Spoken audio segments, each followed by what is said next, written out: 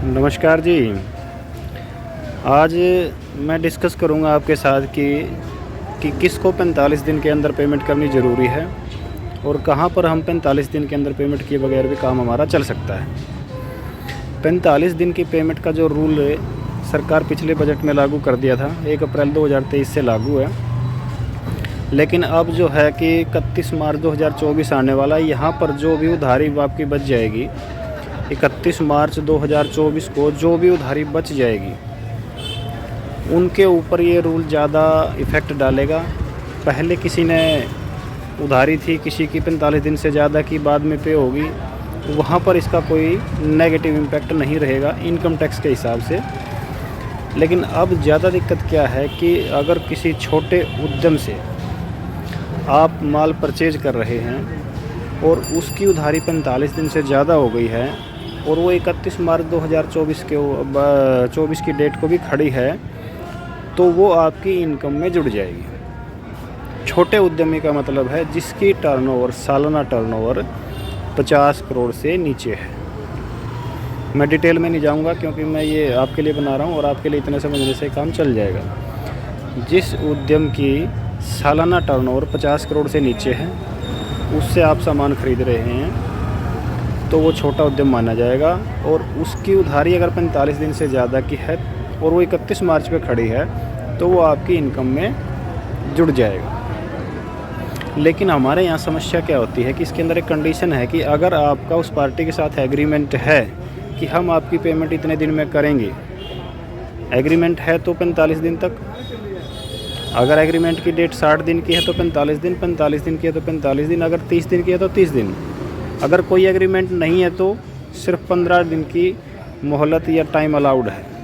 और मोस्टली हमारे यहाँ पर एमएसएमई से जब परचेज करते हैं तो मोस्टली एग्रीमेंट नहीं करते हैं, ऐसे ही परचेजिंग स्टार्ट कर देते हैं। उस केस में सिर्फ 15 दिन का ही टाइम अलाउड है कि आप 15 दिन की उधारी रख सकते हैं, क्रेडिट पीरियड रख सकते हैं। जिस केस में एग्रीमेंट नहीं है तो 15 दिन, यानी कि अगर आपने परचेजिंग 15 मार्च को करी, आपके पास 15 दिन का टाइम, 30 मार्च और 31 मार्च को वो टाइम बार्ड हो गया तो वो आपकी इनकम का पार्ट बन जाएगा। तो इसमें सेफ गार्ड ये है, या तो एग्रीमेंट करके रखिए 45 दिन का, नहीं तो 15 दिन माने जाएंगे। अब आपको करना क्या है कि अगर आप मान लो किसी बड़े उद्यम से, बड़ा उद्यम जिसकी टर्नओवर 50 करोड़ से ज़्यादा है, उससे अगर कोई माल परचेज कर रहे हैं, उसकी अगर 45 दिन, 46 दिन या 50 दिन, 100 दिन की उधारी है, तो आपको उस परचेज के लिए इस नियम से डरने की ज़रूरत नहीं है, वो आपकी इनकम में नहीं जुड़ेगा।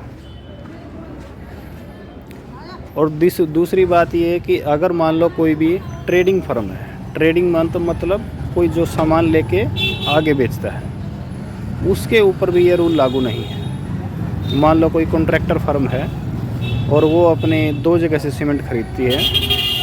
एक वो खरीदती है डायरेक्ट कंपनी से, श्री सीमेंट लिमिटेड से या किसी और कंपनी से, और दूसरा वो खरीदती है अपने लोकल डीलर से।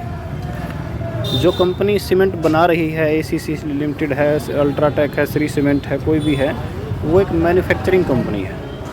और ये रूल मैन्युफैक्चरिंग कंपनी और सर्विस प्रोवाइडर जैसे हमारे जैसे सीए जो खाली सर्विस प्रोवाइड करते हैं उनके लिए बनाया गया है। ट्रेडर के लिए ये रूल नहीं है। अब आप सीमेंट परचेज करते हैं एसीसी लिमिटेड से या श्री सीमेंट से, तो उसके ऊपर ये रूल लागू है। लेकिन उसकी टर्नओवर सारी कंपनियों की 50 करोड़ से सबकी ज़्यादा है, उनके ऊपर ये रूल लागू नहीं होगा। तो आपको वहाँ पर पेमेंट आपकी मर्ज़ी है, 45 दिन के अंदर करे, बाद करे, रूल से कोई फ़र्क नहीं पड़ेगा। दूसरी बात, आप अपने लोकल डीलर से सामान खरीदते हैं, वो एक ट्रेडर है, सामान लेके बेच रहा है, उसके ऊपर भी ये रूल लागू नहीं है। तो वहाँ भी डरने की ज़रूरत नहीं, आप पेमेंट पहले करें बाद में करें, 45 दिन के कोई फ़र्क नहीं पड़ेगा। अगर आप किसी मैन्युफैक्चरिंग से जिसकी टर्नओवर 50 से नीचे है, या फिर सर्विस प्रोवाइडर, सीए फर्म या कोई भी कंसल्टेंट, उससे कोई भी सर्विसेज ले रहे हैं, उनकी कोई भी उधारी 31 मार्च 2024 को खड़ी ना करें, उनकी सबकी पेमेंट कर दें, इंक्लूडिंग मी। तो बस मैं यही कहना चाहूँगा कि इसमें डरने वाली बात यह है कि किसी भी मैन्युफैक्चरर, सर्विस प्रोवाइडर की उधारी अगर एग्रीमेंट है तो 45 दिन, नहीं है तो 15 दिन के अंदर कर दें।